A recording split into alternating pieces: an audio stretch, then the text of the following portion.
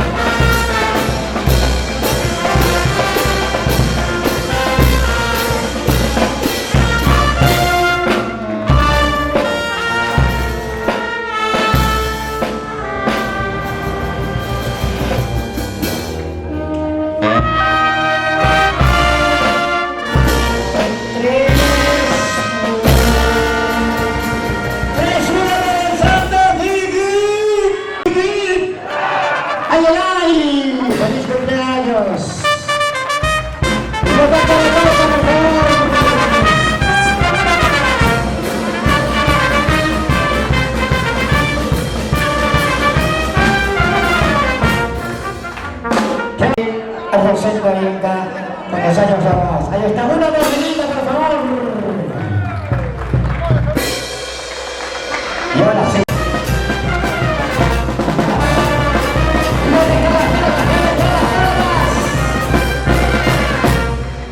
¡Ay, ay, ay! ¡Qué bonita para ti! Presenta los mejores parabienes, los mejores augurios para ti en esta hermosa noche, noche de recuerdo, noche de emoción, de alegría, con cariño. Entonces, a ver, por favor,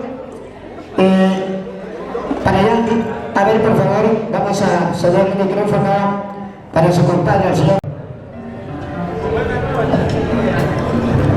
Buenas, muy buenos días, amigos, amistades, de acá de mi compadre.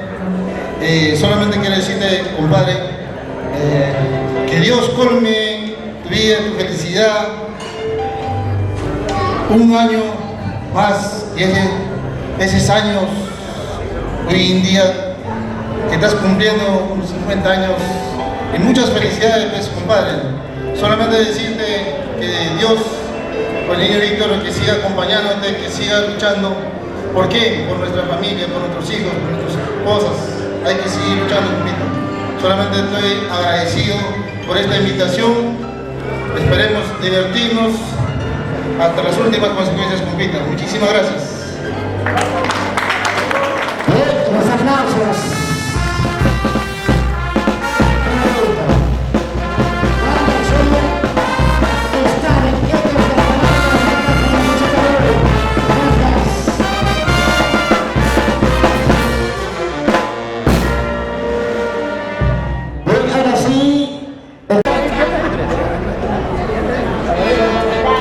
Ok, entonces,